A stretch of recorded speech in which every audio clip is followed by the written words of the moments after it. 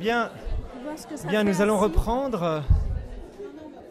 Je vous souhaite la bienvenue à nouveau pour ce deuxième temps donc, de notre magnifique journée. Vous découvrez donc effectivement au-dessus de nos têtes le troisième dessin de Mix et Remix. Le médecin, le soignant qui dit que ça va être un long chemin. Et le patient soignant son soignant. Faut pas que ça vous déprime. Une petite remarque avant que nous engagions les travaux. Vous aurez remarqué qu'effectivement, donc, nous n'avions pas mis les prénoms et les noms des personnes qui ont témoigné ce matin. La raison en était simple, c'est que nous avions fabriqué concrètement le programme avant de savoir qui allait évidemment intervenir, mais ça n'enlève rien à la remarque qui a été faite tout à l'heure et à laquelle on s'est déjà mis en travail, dans laquelle on s'est déjà mis en travail autour de la manière effectivement de fabriquer le programme, et puis le cafouillage autour du prénom, tout ça donne du matériau vraiment intéressant. Mais il fallait quand même dire un mot de ça. On espère que vous avez bien mangé. C'était une courte pause. Le rythme est un peu soutenu, un peu trop soutenu pour la digestion. On manquait de moments d'interstice ce matin pour échanger, pour être dans l'intervalle. Et c'est pas la première fois qu'on se dit ça, donc on doit vraiment reprendre, nous, cette question dans notre comité du programme. Pour le moment, j'ai le plaisir donc d'accueillir au nom de notre comité Colette Combe, qui est psychiatre, psychanalyste de Lyon. Et tu nous fais le plaisir d'avoir répondu immédiatement à cette invitation et d'avoir fait le trajet jusqu'ici. Colette Combe, donc tu es philosophe de formation, études au cours desquelles tu as rencontré Henri Maldinet, dont il a un tout petit peu été question déjà ce matin, un grand maître qui nous a quittés en décembre dernier à un âge très très honorable de 101 ans. Mais donc un auteur très important, Henri Maldinet. Et je t'ai entendu pour la première fois il y a maintenant 3-4 ans à Lyon, dans un congrès justement, Congrès Maldinet. Et ça m'avait donné très envie de t'inviter une fois ici pour qu'on puisse travailler ensemble. Et merci beaucoup. Tu as travaillé 30 ans comme psychanalyste dans un service d'endocrinologie en hôpital, activité que tu viens de terminer. Et puis tu travailles maintenant donc en cabinet à Lyon. Et tu as écrit 3 livres publiés chez Duno. L'un consacré donc à l'anorexie, l'autre à la boulimie et un 3e à l'hypocondrie. Et lorsque nous en avons un petit peu parlé, tu m'as précisé que ton souhait était de pouvoir écrire non seulement pour les cliniciens, mais également pour être intelligible par les patients, par les proches des patients, dans un travail d'écriture qui est donc le creuset d'un espace de rencontre. Si le livre peut servir aussi effectivement à mettre tous ces espaces en dialogue, c'est très important. Et tu as des livres en préparation, mais ça, on verra. Oui. Alors, tu as choisi un titre assez extraordinaire. Tu nous as proposé de le couper s'il était trop long, mais nous l'avons gardé. L'incontournable expérience de l'incontrôlable et les surprises de l'inconscient. Je ne sais pas si tu as gardé le même titre, mais... Oui. Très bien. Oui. Eh bien, nous sommes ravis de t'accueillir. Alors, ça me permet de faire hommage et de remercier pour votre invitation ici, de faire hommage à Henri Maldinet, qui n'est pas loin de nos préoccupations, parce qu'Henri Maldinet était quelqu'un de très déprimé. Il n'est pas au bon endroit. Je le monte un peu.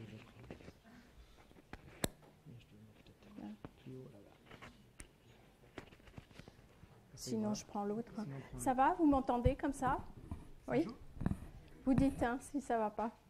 Donc, ayant fait une expérience tout à fait particulière qu'il a mené à retourner juste dans la période où moi je l'ai eu comme professeur, dans les années 70, sur le chemin des dames, où par chance il est un des rescapés. Il a donc fait cette grande guerre et vécu l'expérience pendant des heures d'être sur le point de mourir et d'en avoir survécu, ce qui lui a donné un goût de la vie extrêmement puissant, mais en même temps des courants dépressifs importants. Et toute la richesse de sa pensée qui va de l'art à la folie, c'est comme ça que je suis venue à la médecine en fait. C'est dans une période où je travaillais sur René Char, sur la compréhension de l'expérience poétique de René Char qui avait vécu le maquis, qui avait été responsable du maquis de Méditerranée, du Luberon, et de comprendre pourquoi dans la fin de sa vie il était confronté à des mouvements mélancoliques très importants. Et voilà, ça m'a amené du côté de la médecine, en même temps que la lecture philosophique de Foucault, de la naissance de la clinique, de la question de l'histoire de la folie, qui était quelque chose de passionnant à cette période. Alors je vais revenir pour le début, quelque chose que j'ai rajouté hier ou avant-hier et encore presque entre midi et deux, parce que j'ai pris un petit moment entre midi et deux, avant d'être sur la question de l'incontrôlable et de sa rencontre incontournable, je vais revenir sur le mot guérir. En prenant ce que tu disais ce matin de son origine francique, avec le mot guérir, mais en le prenant avant. Imaginez que guérir, vous gardez que gai. Vous avez le début, puisque c'est la même racine. Ça veut dire la racine vade, qu'on retrouve en latin dans vadere, qui va donner aller bien ou aller mal, enfin, et la racine indo-européenne wad, qui veut dire aller. Donc pour moi, guérir, c'est trouver le gai et pouvoir traverser le gai. C'est un travail à deux pour le rechercher. Et j'ai cherché s'il y avait gai, vous avez dit ce matin, rire, guérir, je trouve ça super. Et j'ai trouvé donc que peu de temps, c'est-à-dire au XIIIe siècle, alors que le mot du gai est un mot qui devient français peu à peu et qu'on retrouve dans tous les pays européens, en roumain, en portugais, en espagnol et puis dans la racine aussi nordique. Un siècle après, au XIIIe siècle, il y a guerre, mais pas la guerre. Guerre, G-E-R, et il y a en français un vieux mot qui dit gué-et. Ça veut dire à la fois passer à gué, mais c'est aussi faire baigner à gué les troupeaux. Donc trouver un endroit où on peut s'immerger, et vous voyez ma métaphore, s'immerger dans l'inconscient, s'immerger dans l'inconnu, mais quand même pas en eau profonde d'abord, parce que le patient est trop fragile ou que le lien est trop fragile au début, mais un endroit où quand même on a pied, mais on peut s'immerger un peu. Et voilà. Donc guérir vient de là. Et je rajouterais à ça que pour moi le trajet aller de être malade à traverser la maladie et traverser l'après-maladie, parce que c'est pas rien, souvent c'est aussi difficile que de traverser la maladie, parce qu'on va y rencontrer la question de la mort, justement, qui a été soulevée ce matin, et de la vie, et de l'un et l'autre.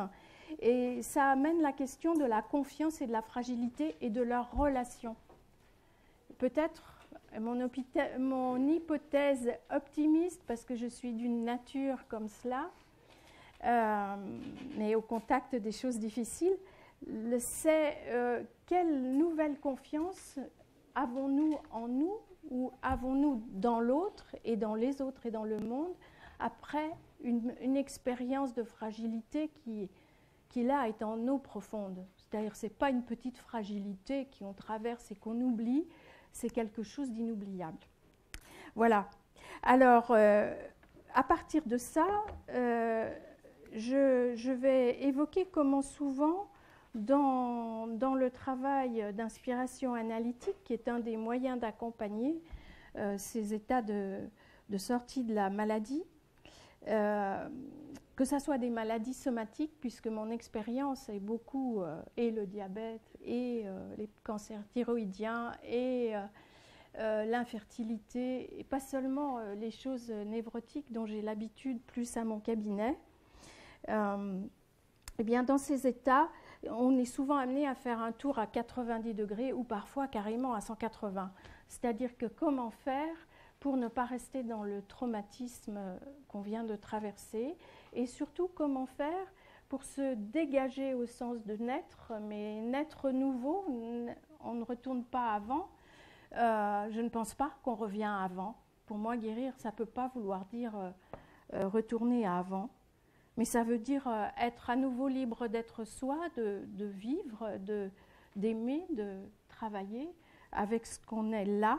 Donc avec à la fois ce qu'on doit laisser mourir et qui ne tient plus et qu'on doit, voilà, qu'on doit accepter de voir mort, et avec le vivant tel qu'il est à nouveau dans une nouvelle habitation de soi-même. Je trouve que ce matin, vous l'avez bien montré quand vous avez témoigné des vécus des courants dépressifs importants. Et, dans l'anorexie, j'en parle un tout petit peu parce que les deux exemples de situations sont concernés par ça, mais ça ne va pas être l'essentiel de ce que j'ai envie de vous faire partager. Je veux vous faire partager des moments, des instants très précis où dans le lien quelque chose se constitue qui n'existait pas avant. Dans le premier lien, vous allez voir, c'est surtout la patiente qui est comme dans une corde irréversible en alpinisme, c'est elle qui est devant et c'est moi qui essaye de suivre et qui ai du mal parce que je n'y comprends rien. Et dans l'autre cas, c'est moi qui ai des sortes d'acting d'oubli qui font que ça innove quelque chose dans son écoute à elle. C'est moi qui suis en contre-transfert devant et dans quelque chose qui nous paraît assez terrible sur le moment. Je vous laisse attendre un peu la surprise de vous le raconter. Donc je vais partir vous raconter une histoire. Ce que je fais souvent avec les adolescents et les jeunes adultes avec qui je travaille beaucoup. C'était une fois un petit garçon qui a un loup dans sa tête. Et comment c'est arrivé qu'il a un loup dans sa tête? Ben, ça, personne ne sait. En tout cas, on a pu croire que le loup était poursuivi par des chasseurs et qu'il n'a pas trouvé d'autre cachette que la tête du petit garçon. C'était une bonne cachette parce que le petit garçon aimait bien le loup. Et donc, ça allait. Mais parfois, ça lui causait des ennuis au petit garçon parce qu'il y avait des moments où le loup voulait dire quelque chose au petit garçon et il oubliait qu'il devait rester caché dedans. Donc, il sortait et ça se passait comme ça. On avait l'impression que la bouche du petit garçon se tordait, que s'allongeait, que ses dents grandissaient, que ses yeux devenaient rouges et furieux. Et alors, à ce moment-là, tout le monde croyait que c'était ce petit garçon qui était un vrai voyou, un vrai fou. Et on disait, il est dangereux. Et voilà, parfois, le loup se mettait en colère d'une telle façon dans la tête du petit garçon qu'on avait l'impression que les bras du petit garçon grandissaient, qu'il prenait des griffes, et que ses mains étaient des pattes, et sans qu'on sache vraiment pourquoi, il se mettait à tout casser dans sa chambre. Vous allez voir que la patiente dont je vais parler a fait ça. Alors, tout le monde croyait que c'était l'enfant qui avait dévasté sa chambre. Mais en réalité, c'était le loup. Et les gens disaient, il est vraiment dangereux cet enfant. On ne disait pas, il faut l'interner, mais je crois que ça voulait dire ça. On disait, c'est un voyou, comme on dit souvent aujourd'hui plutôt. C'est un délinquant. Voilà. Bon, ça a été un sujet d'examen à Lyon, en psychoclinique, une année, cette histoire, avec la suite qui était la thérapie du petit garçon, qui aboutit au fait que, bon, ils peuvent partir en vacances et du coup, ils fuguent un peu, enfin, pas gravement, mais voilà, il va dans la forêt à côté. Quand il revient, il y a de l'eau dans sa tête. Mais ça se passe mieux. Parce que comme ça, les loups discutent ensemble. Donc, il sort moins parce qu'ils sont deux. Voilà. Histoire de scène primitive. Et alors, voilà. Donc, je vais parler du mot incontrôlable maintenant. Parce que ma curiosité sur l'histoire des mots, là, a été vraiment bénéfique. Puisque au XIIIe siècle, le mot contrôle, il vient de contre-rôle. Contre et rôle. Or, ça, c'est un registre. On a parlé tout à l'heure en histoire des registres de la loi, à propos des hôpitaux psychiatriques ou des asiles. Et là, donc, c'est un registre de remplacement qui est tenu en double du premier au cas où on perd le premier. Voilà ce que veut dire au départ le mot contrôle, contre-rôle. Et puis, ce mot s'est mélangé avec control en anglais, et il a pris le sens de vérification et le sens de fonctionnement, de vérification du bon fonctionnement d'un appareil. Bien sûr, maintenant, on l'entend surtout au sens de self-control, qui introduit l'idée de maîtrise de soi. Mais au départ, c'est pas ça. C'est un registre pour justement faire face aux oublis et pouvoir en avoir un deuxième. Alors, bien sûr, ça m'a intéressée parce que comme je voulais travailler sur ce mot d'incontrôlable, je me suis dit que le registre du transfert et celui du contre-transfert étaient peut-être comme ça des contre-rôles. Et que quand on ne comprend rien, on passe par là et on en fait souvent bonne pêche en passant par là. Donc l'incontrôlable, ça va être à la fois ce qu'on ne peut pas maîtriser en pensée, et en parole et en acte, et aussi l'immaîtrisable du corps. Et finalement, la maladie en elle-même, la maladie somatique aussi, la maladie psychique à la bouffée délirante par exemple, mais le cancer, tout ça, ce sont des choses complètement incontrôlables qui vous tombent dessus. Et pour ma part, j'ai toujours évité, peut-être parce que je travaille en service de médecine, de dire que ça avait du sens. Je suis toujours plutôt à dire on ne sait pas, qu'à chercher du côté de donner du sens. Et là, je rejoins ce que Florence Cartier a bien dit hier de l'intérêt de l'incertitude dans le travail d'écoute et de rester avec un vécu d'incertitude. Et en tout cas, sur la scène thérapeutique, même chez quelqu'un, mettons, chez qui survient un cancer pendant un travail psychothérapique, ou bien chez quelqu'un qui va relativement bien, un état psychotique du postpartum qui se résout en peu de temps, et on ne sait pas si ça reviendra à la grossesse d'après. Hein, ces états où le loup se montre, en quelque sorte, où il y a quelque chose qui surgit, qu'on ne sait pas, qu'on préférerait faire taire, qu'on préférerait ne pas voir, eh bien, il y a tout un travail de symbolisation qui peut se faire, et c'est ça que je vais essayer de vous montrer à travers deux cliniques qui ont comme point commun le fait, ce que je ne sais pas quand je les rencontre, ni l'une ni l'autre, l'une à 14 ans et l'autre à 26 ans, elles ont toutes les deux comme point commun d'avoir été hospitalisées et opérées dans les premiers mois de leur vie. Une à 3 semaines et l'autre à 2 mois. Et forcément, l'immaîtrisable, là, ça a été la perte du contact avec le corps maternel et paternel. Et donc, on peut dire que forcément, c'est à ça que ça va résonner. L'atteinte, la nouvelle atteinte va faire résonner ça.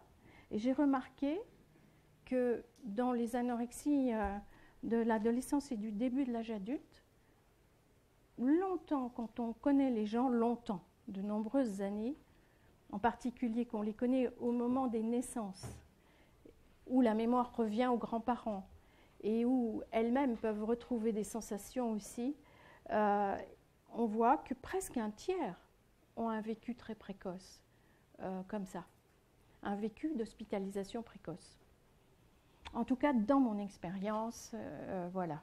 Peut-être que c'est aussi parce que je travaille plus en service somatique que j'y suis sensible. Mais donc l'éruption d'un événement somatique strictement incontrôlable dans la sphère de leur vie de tout jeune enfant, avec tout ce que ça modifie de la continuité du lien et de la continuité du sensoriel aussi, puisque le lien à cet âge-là, c'est vraiment l'odeur de la peau, la voix, enfin... dans la période où on ne marche pas, où on ne se tient pas debout, ce n'est pas les mêmes vécus de perte de portance que quand on peut soi-même se tenir et se déplacer. Là, il y a quelque chose qui peut se ressurgir de façon inexplicable ou inexpliquée plus tard. L'anorexie je vais l'appeler, comment je l'ai appelée?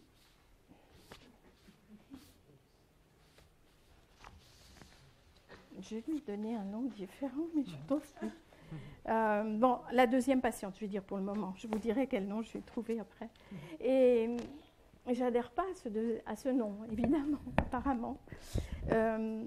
Cette deuxième patiente, elle a eu une anorexie pour elle complètement incompréhensible et très courte en durée de temps, quelques mois, et sans avoir à se soigner. Mais c'est survenu après une opération à l'adolescence tout à fait particulière. Elle est d'un métier lié au sport où il fallait qu'elle ne soit pas gênée par ses règles. Et elle n'arrivait pas à mettre les tampons. Donc avec sa maman, elle va chez le gynécologue qui propose de faire une hyménectomie. Donc d'ouvrir l'hymen chirurgicalement sous anesthésie générale. Au réveil, c'est pas anodin pour elle. Elle ne sait rien de son histoire d'enfant. On a mis longtemps avant de savoir ce qui s'était passé enfant. Mais en tout cas, il y a là quelque chose d'une angoisse en salle de réveil extrêmement importante. Et dans les suites de ça, de ce choc émotionnel, elle n'arrive plus à manger pendant quelques mois. Voilà, c'est incontrôlable. Elle ne s'y attendait pas, elle souhaitait cette intervention, elle a bien apprécié les conséquences positives pour elle de la liberté que ça lui donnait, mais il n'empêche que c'était en fait un après-coup, ce qu'on appelle un après-coup, c'est-à-dire ça fait un traumatisme énorme, alors que c'est une toute petite chose, mais parce qu'il y a un autre événement qui l'a secouée beaucoup plus tôt en salle de réveil, toute petite, et qu'elle ne sait pas. L'autre patiente, que là j'ai appelée Ève, et ça je m'en souviens, qui a 14 ans, la particularité de ce que je veux vous décrire, c'est cet effet de chute. On a parlé de ça ce matin, l'effet de chute et de rechute. Alors, Ève vient me voir en septembre, accompagnée de son père, elle a 14 ans. Elle vient de débuter une anorexie un mois avant, mais bruyante, vraiment une chute. C'est-à-dire qu'elle a tenu à peu près presque 2 semaines sans se nourrir, pas tout à fait, c'est pas tout à fait possible. Et puis d'un coup, elle a mangé, elle a dévoré comme un loup, et ça a alterné comme ça, de façon très chaotique, jusqu'à la rentrée de septembre. Et là, grâce à des bonnes copines, probablement, elle a trouvé qu'on pouvait vomir, donc on pouvait rester dans ce système un peu chaotique, qui avait les avantages de l'anesthésier sur quelque chose, mais sans qu'elle sache quoi. La moitié des anorexies d'adolescence, la personne ne sait pas s'il y a un événement, s'il y a quelque chose. Parce que souvent, en fait, c'est un après-coup, un remaniement dans la crise et dans la traversée de l'adolescence, un remaniement de quelque chose de l'enfance qui peut être oublié même. Et c'est le remaniement adolescent, la traversée adolescente qui rouvre cette béance et dont la personne peut se défendre grâce à une anorexie. Et donc Ève avait été opérée très tôt, et ce que dans les premiers contacts les parents racontent, la mère raconte qu'elle était méconnaissable après cette opération qui avait dû être faite à cause d'une malformation, et qu'elle n'a pas retrouvé le bébé souriant qu'elle avait avant. Et que, donc moi je comprends que le lien a profondément changé. Effectivement, c'est devenu un lien hyper protecteur, dont justement Ève essayait de se dégager dans la période où elle tombe malade. Elle essayait de se dégager de liens fusionnels qu'elle avait gardés, conservés avec sa mère, et qui étaient pourtant très importants pour elle. Donc peut-être c'était en partie ce conflit. Mais en tout cas, ce n'est pas tellement de ça que nous parlons. On essaie de sortir de cette zone, comment on pourrait dire, de marécage dans laquelle enfonce l'anorexie. Et d'abord, on y arrive. Encordés l'une à l'autre, d'abord, on y arrive. Bon. Et puis arrive le mois fin novembre, début décembre, et là, de façon incontrôlable aussi et inattendue, aussi violent que le début de l'anorexie, elle se scarifie avec un cutter sur le haut du bras et raconte à ses parents que c'est les griffes du chat. Je ne sais pas comment ses parents ont pu croire ça, parce que c'est une énorme cicatrice depuis, mais elle a dû cacher au début, j'imagine. Et toujours est-il qu'à la suite de ça, on est obligé d'envisager une hospitalisation grâce à la position paternelle qui veut qu'on passe à autre chose qu'à la relation à deux. Ce n'est que maintenant, ça fait quoi, 12-13 ans plus tard, que je peux penser que peut-être le début du soin raconte l'histoire du début de sa vie, et que 3-4 mois après le début de sa vie, il y a quelque chose de radicalement changé dans le lien thérapeutique. Et comme il y a eu quelque chose de radicalement changé dans le lien à la mère. Mais ce qui est particulier dans ces histoires incontrôlables, c'est que sur le moment, vraiment, on ne peut pas émettre d'hypothèse de signification. On essaie simplement de surnager. On essaie de faire que ça ne s'aggrave pas plus. Et j'ai choisi de parler d'Ève parce que vraiment, j'ai cru qu'elle allait passer à un état psychotique. C'était vraiment très, très juste. La désorganisation était impressionnante. Je n'arrivais plus à m'identifier à son monde brouillé, d'autant plus que je n'ai pas moi-même l'habitude d'accompagner des patients psychotiques.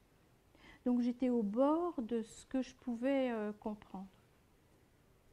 Et ce que je voudrais dire à propos de ces états, c'est que la construction interne qui m'aide à avancer me vient de Ricoeur, de la question de la reconnaissance. Reconnaître quelque chose qui est méconnaissable, comment on fait? Eh bien, Ricoeur m'a appris dans son livre sur la reconnaissance que souvent la vraie reconnaissance, elle passe par la méprise, par le fait de se tromper, et que c'est dans l'expérience de sentir qu'on se trompe, qu'on ne comprend pas, qu'on passe à côté, que nos yeux, ou nos oreilles, ou notre fonction d'écoute s'améliore.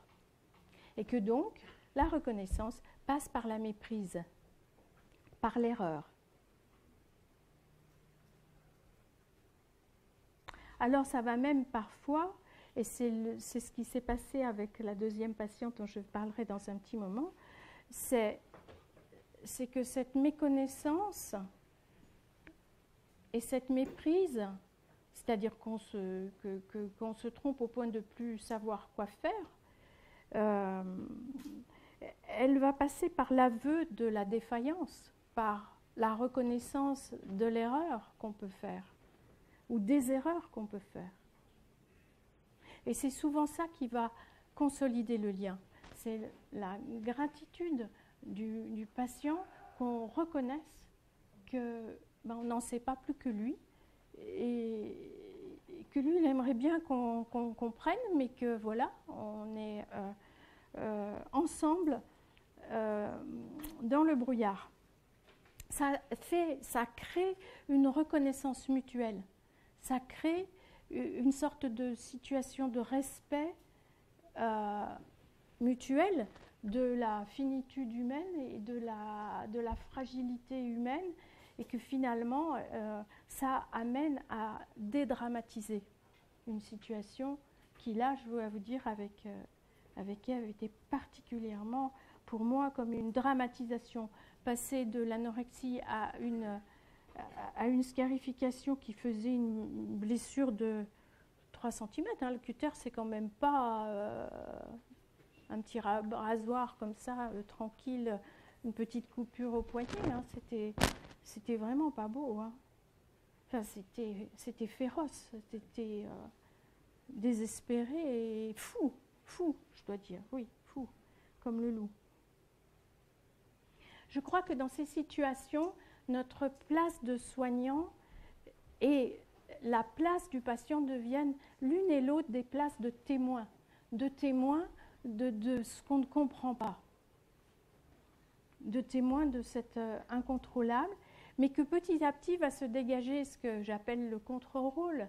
Justement, les contre-rôles, c'est-à-dire qu'il va bien se passer entre nous quelque chose pendant ce temps, au fur et à mesure de ce temps où on tient ensemble, l'un à l'autre, parfois en s'accrochant l'un à l'autre ou parfois en essayant de reprendre de l'air, l'un ou l'autre.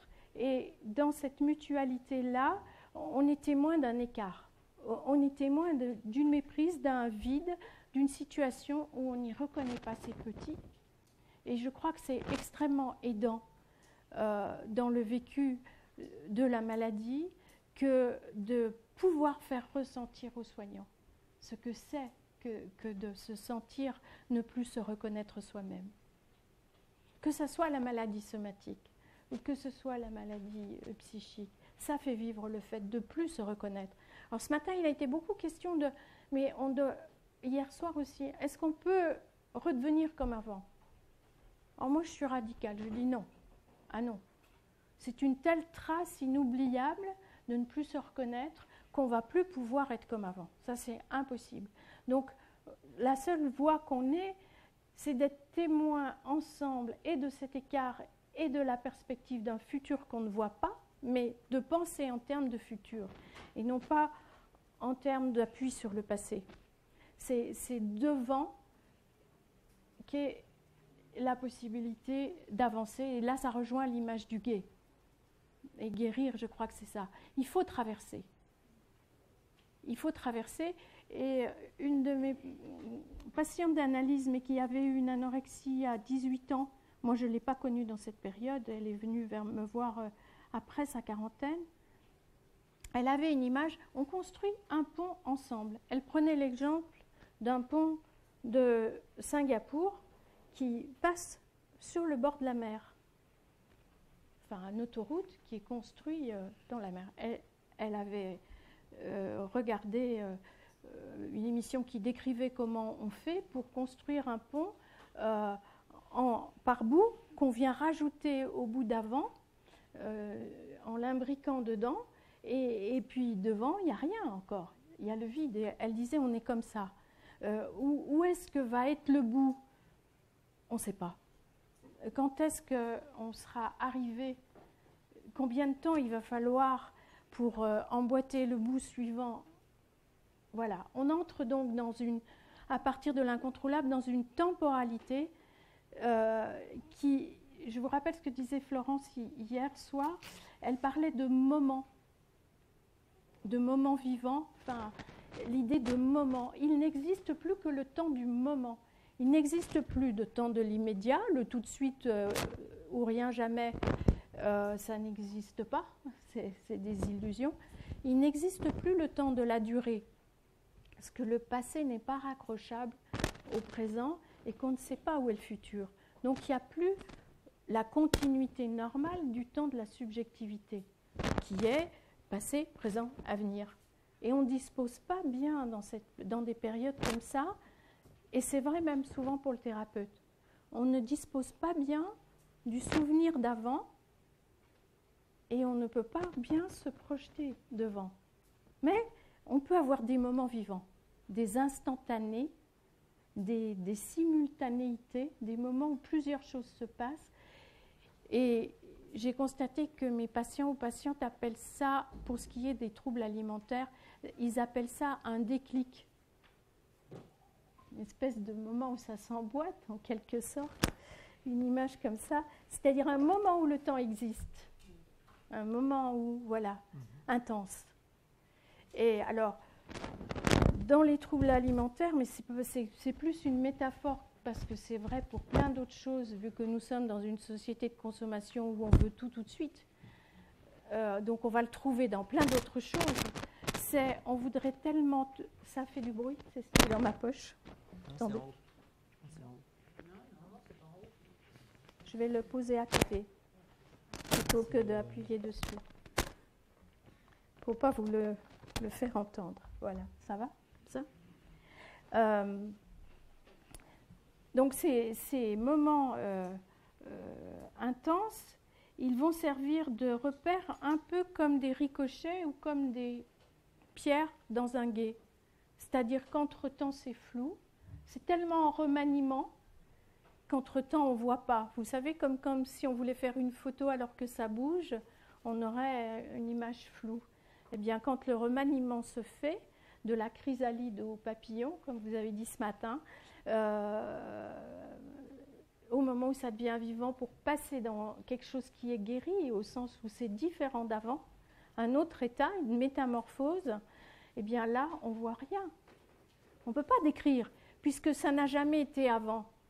Donc on ne sait pas dire ce que c'est. On est dans l'inconnu et dans l'inconnaissable.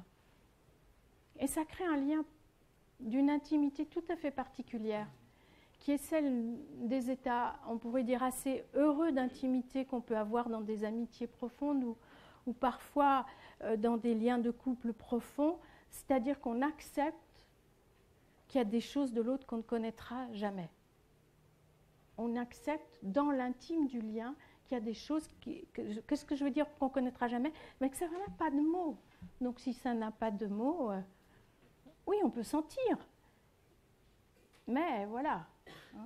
Donc tout ce qui se remanie dans cette période et qui peut plonger comme ça dans plusieurs périodes de la vie où il y a eu d'autres moments de rupture, d'autres moments de vide, eh bien, ça bouge, ça résonne, mais ça ne se figure pas. Donc ça fait des affects qui se baladent sans images, sans mots. Et je vais vous donner, ou alors avec un vécu négatif. Alors, des en creux, des en vide. Pour ma deuxième patiente, et elle a fait un rêve dans cette période où ça commençait à reprendre forme, qui était de se rêver avec des phalanges amputées, 3 phalanges amputées, et elle voyait dedans. Il manquait les dernières phalanges, ça faisait un trou, ça faisait donc 3 trous. Dans cette période-là, j'avais reconnu, vous allez voir, je n'y suis pas allée avec le dos de la cuillère, je l'ai oublié 3 fois. Alors c'est une patiente qui a un métier d'intermittent. Donc elle n'a pas des horaires, et puis cette question de l'intermittence est toujours là pour nous. Elle n'a pas des horaires fixes, mais elle vient quand même 3 fois par semaine, et quand elle ne vient pas, elle m'envoie un mail dans les séances, les périodes où elle est ailleurs. Elle continue ses séances de cette façon. Et oublier 3 fois quelqu'un, qu'est-ce que ça voulait dire ? La meilleure représentation que je me fais maintenant après coup, c'est qu'elle n'avait plus de place. J'avais mis quelqu'un d'autre. Enfin, une consultation, quelque chose d'irrégulier, j'avais oublié que je ne sais pas comment j'ai pu faire, puisque je note les rendez-vous quand les personnes viennent de façon pas régulière, je le note. Donc j'ai fini par me dire, d'une part, que c'était terriblement cruel, c'est ça que je lui ai reformulé, que franchement l'oublier une fois c'était déjà quelque chose. 2, Mais alors 3. Alors elle m'a dit, je ne me souviens pas que c'est 3. Et si vous ne me l'aviez pas rappelé, je l'aurais oublié. Voilà ce que c'est que les désinvestissements dans son histoire. Et donc, voilà, le travail de reconnaître l'erreur, de ne pas passer sous silence à la trappe un acte manqué au mieux, mais probablement un désinvestissement à l'emporte-pièce où je suis dans un rôle que je ne connais pas à cette période-là, je ne sais pas qu'est-ce que je joue en lui faisant ça. Et elle me répond par ces 3 phalanges à trous. Et en tout cas, dans cette période, elle s'est décidée à parler à ses parents parce qu'elle-même avait fait un autre acte manqué ou acte invisible. Je ne sais pas bien dire si c'était de l'ordre du refoulement ou du clivage, au sens où c'était vraiment un hiatus, une béance. Elle était en train de s'apercevoir qu'elle n'avait plus d'avance financière pour maintenir le rythme de ses séances. Et que donc bientôt, elle devrait ou en avoir beaucoup moins ou interrompre. Il lui vient l'idée de demander un prêt à ses parents. Ne pouvant pas, vu son métier et son intermittence, faire un prêt bancaire. Parce que c'était temporaire, cette difficulté. C'était une période sans contrat. Et dans ce mouvement d'aveu de ce que je n'avais pas fait, en quelque sorte, elle va dire à ses parents ce qu'elle n'avait jamais dit, elle. Elle va dire à ses parents, je ne vous ai jamais dit que j'ai eu une anorexie. Et eux vont dire, mais on ne l'a pas vu. Ça la vexe un peu, enfin plus que ça, parce qu'elle espérait qu'ils allaient dire, oui, on a vu, mais on n'a pas osé te dire, ou enfin, ou, voilà. Sa mère finalement dit, je crois que je m'en étais un petit peu doutée, mais alors elle dit, mais tu n'en as pas parlé à papa? Ben non, j'étais pas sûre, voilà. Donc on voit déjà un bout du désinvestissement. Mais ils ne veulent pas l'aider.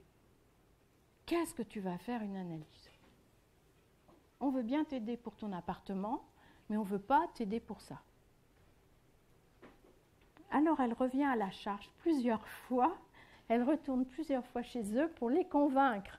Donc il faut qu'elle rajoute de ses symptômes, qu'elle parle de sa souffrance, de maintenant, que ce n'est pas que du passé, que c'est de maintenant, qu'elle n'arrive pas à aller au bout d'une relation amoureuse suffisamment pour s'engager, qu'elle a peur de ça, c'est le symptôme pour lequel elle est venue. Et du coup, elle voit un autre sens à ces bouts de doigts qui manquent, qui est la figuration de « je ne vais jamais au bout ». Il manque, voilà, qu'elle a figuré son symptôme présent, qui est comment elle ampute ce qu'elle engage, et comment elle était en train de l'envisager aussi dans le travail avec moi. Et dans un moment un peu vigoureux avec ses parents, auquel elle fait des reproches d'avoir été si lointaine pour elle, son père se met à pleurer. Ce sont des parents sensibles en fait. Et se met à pleurer et lui dit « Nous ne t'avons pas dit, nous, quelque chose. Nous ne t'avons pas dit que tu as été 3 jours entre vie et mort, petite, pour une déshydratation sévère. » Enfin, on voit l'émotion des parents extrêmement grande et que le non-dit, c'est parce que c'était trop brûlant ou trop une reviviscence, quelque chose qu'on n'oublie pas. Ce n'était pas quelque chose d'oublié, mais c'était quelque chose qui n'était pas évocable. Et qui va s'évoquer dans cette période, où quelque chose se relie suite à mes 3 oublis. Je n'irai pas jusqu'à dire que ça a du sens, que ce soit 3 oublis, 3 jours entre vie et mort, ou peut-être pas. L'essentiel, je crois, c'est la reconnaissance de la férocité ou de la cruauté de ce qu'elle a pu éprouver et qu'elle mettait de côté. Et suite à ça, elle apprend que son père lui raconte qu'il donnait son doigt pendant qu'elle était en soins intensifs, pendant les 12 heures où il pouvait être là, et qu'il y avait 12 heures où il ne devait pas être là la nuit. Et pendant les 12 heures où il était là, elle serrait le doigt. Donc, ce qui fait que l'image prend du relief. Hein. L'image des doigts amputés, c'est aussi toute la sensation, je pense, du serrage, de quelque chose qui reste comme ça pendant des heures, serré. Enfin, voilà. Je crois que là, quelque chose du perceptif et du vivant est revenu grâce à ça. Et je reviens à mon idée de fonction de témoin. C'est en étant témoin d'un futur qu'on ne sait pas, où il faut qu'on tienne, mais où on ne voit pas, et où il y a un présent avec de tels désinvestissements à l'emporte-pièce de ma part, qu'on retrouve un lien avec le passé. Donc là, dans ce tout petit moment, on a eu de l'intensité affective entre nous, important, mais on a aussi eu un instant où il y avait passé, présent, futur. Un instant où toute la continuité de l'histoire avait lieu. Oui ? Oui, ça va. Et dans l'ensemble de cette façon de voir les choses,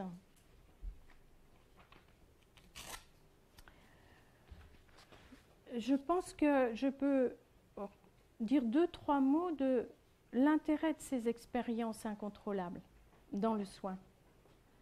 Parce que ce silence, ce vide ou cet écart qu'elles ouvrent, si on le reprend par rapport à ce qui a été dit ce matin, on dirait que c'est hors subjectivité, hors de la mienne en contre-transfert, hors de la sienne en position de transfert.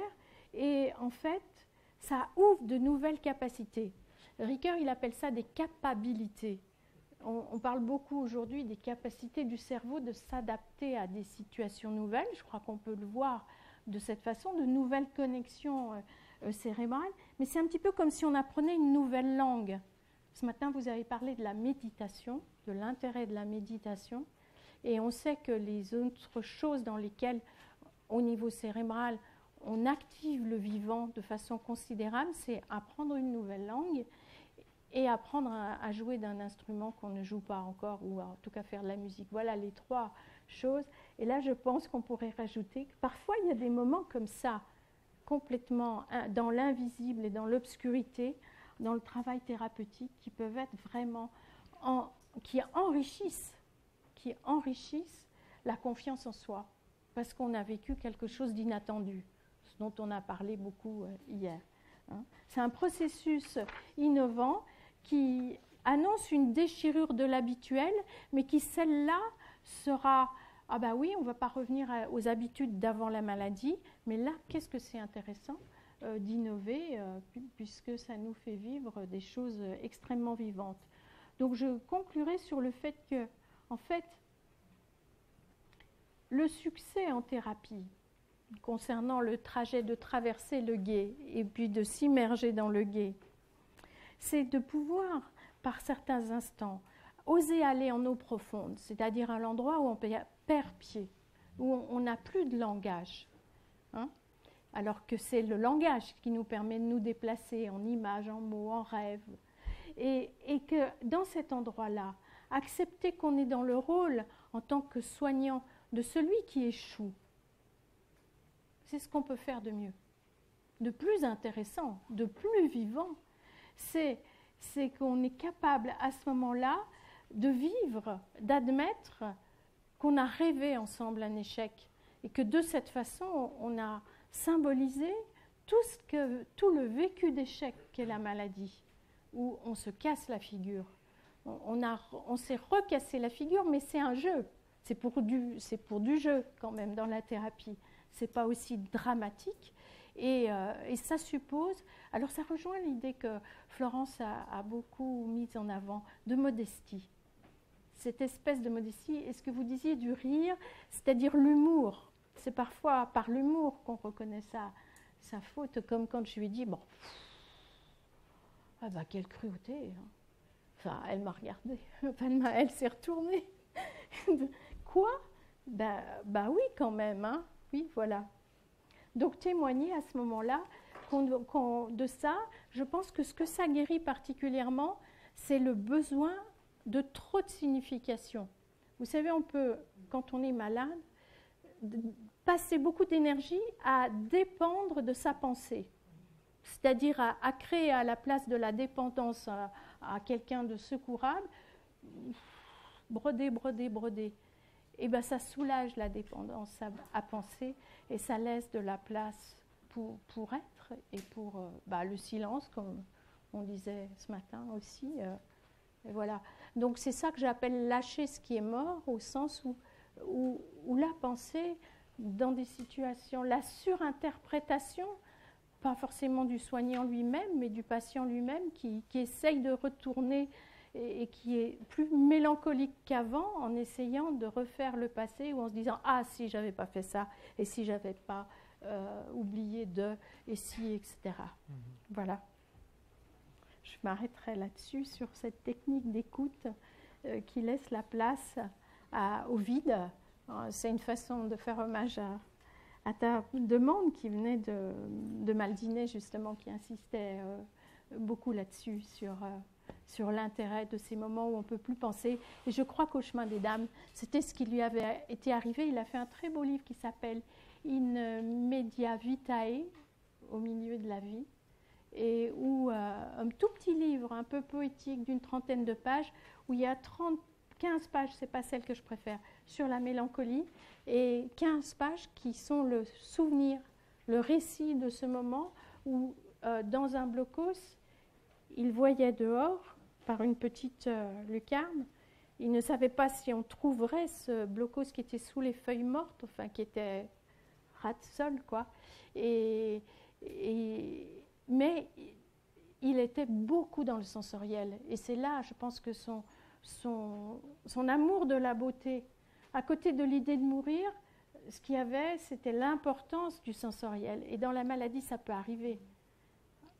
Une lumière, un bruit d'oiseau, des choses comme ça. Ce que Claude Simon a beaucoup montré aussi quand il court sur son cheval pendant que les avions de la guerre de 14 canardent les cavaliers français, et où il voit l'éclat de l'eau, les herbes, les pieds de ses chevaux, le rythme des pieds, et grâce à quoi il survit.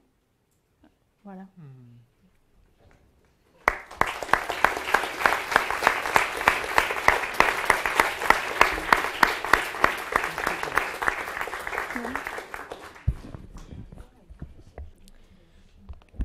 Merci Colette. Je crois que tu nous as conviés à une traversée esthétique. Et je vais juste... Il y a tellement de choses à souligner que, évidemment, je ne vais pas m'occuper de souligner tous ces éléments, mais deux éléments qui me paraissent tout à fait importants et qui me paraissent montrer l'insistance de la même chose ici depuis maintenant plusieurs heures pour souligner cela. Du point de vue esthétique, tu as commencé par nous raconter une histoire. Oui. Et je ne sais pas comment vous l'avez vécu, mais tout à coup, hop, ça s'est arrêté. Et tu nous as laissés suspendus dans une sorte de salle d'attente, en attente que quelque chose vienne combler ensuite cette attente, alors que non, tu es parti ailleurs. Tu nous as trimballés, baladés, et tu nous as dit, voilà, je vais vous parler à nouveau de cette incertitude. Et un peu plus loin, tu nous as dit, voilà, en fait, l'enfant abrite un loup, et puis le patient nous demande, ou bien nous, en tant que patient, on demande au clinicien de pouvoir abriter dans sa tête, enfin, nous, en tant que patient, s'adressant au clinicien, j'aimerais que tu abrites dans ta tête le fait que je ne puisse plus me reconnaître, moi, dans ce qui m'arrive actuellement. Le patient demandant au thérapeute, comme on l'a déjà entendu ce matin, que le clinicien puisse être réceptif, non pas à des contenus seulement, mais à ces trouées, à ce vide habitable. Et puis, tu parlais de René Char, il y a un poème de René Char qui m'est revenu, je ne sais pas si il est tout à fait juste, mais il dit « Chercher dans la nuit une tête habitable ».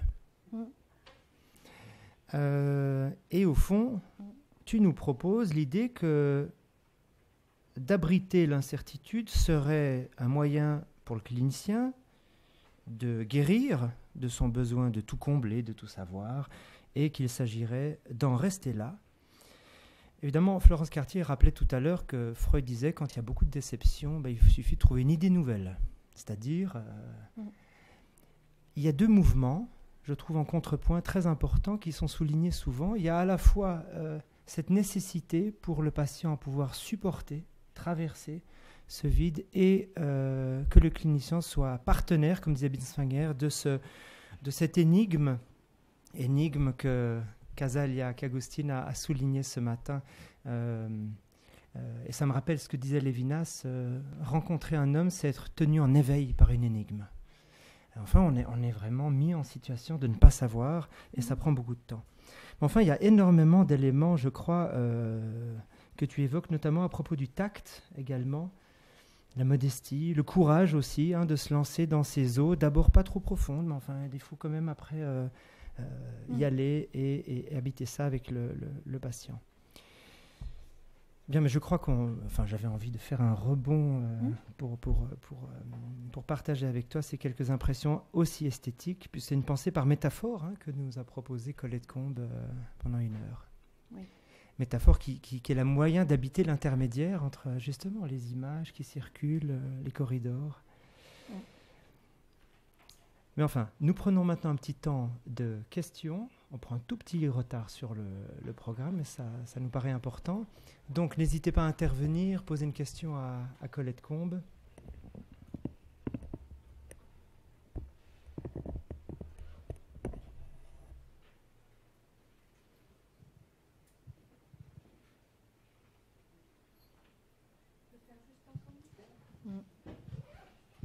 C'est pas une question, c'est un commentaire. En fait, votre conférence me laisse sans voix. Et je vous en remercie profondément. Je suis très touchée. Je commence à pleurer parce que j'aurais bien aimé rencontrer quelqu'un comme vous. Merci.